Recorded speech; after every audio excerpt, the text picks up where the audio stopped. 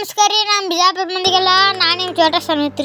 ನಮ್ಮ ಹೊಲದಾಗ ನೇಚರ್ ನೋಡ್ರಿಪ್ಪ, ಇಲ್ಲಿ ಮಸ್ತ್ ಐತ್ರಿ ವಾತಾವರಣ ಹೊಲದಾಗ.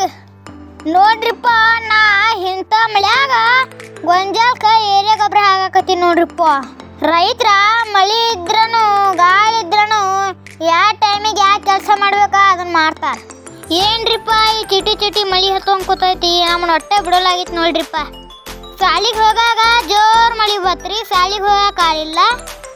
ಹೆಂಗಿದ್ರು ಶಾಲಿಗೆ ಬಿಟ್ಟಿತ್ತಮ್ಮ ಗೊಬ್ಬರ ಹಾಕೋಗತ್ತೆ ಕಳಿಸ್ರಿಪ್ಪ. ನಮ್ಮ ಮನ್ಯಾಗ ಊರಾಗಿದ್ರ ಹಂಗ ಮಳೆ ಹತ್ತಿದ್ರ ನಾನು ಶಾಲಿಗೆ ಹೋಗ್ತಿದ್ ನೋಡ್ರಿಪ್ಪ.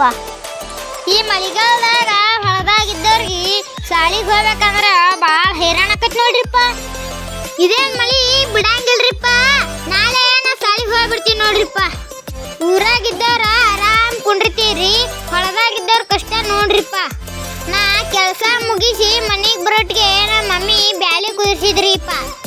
ನಮ್ಮ ಮಮ್ಮಿ ಒಬ್ಬಾಗ ಕೆಲಸ ಮಾಡೋದು ನೋಡಿ ನಾವು ಹುರ್ನ ಹರಿತೀವಿ ಕುಡು ಮಮ್ಮಿ ಅಂದಿವ್ರಿ. ನಮ್ಮ ಅಣ್ಣ ಹಿಡ್ದನ್ರಿ, ನಾ ಹುರ್ನ ಹರಿಯಾಕತ್ತೀನಿ ನೋಡ್ರಿಪ್ಪ.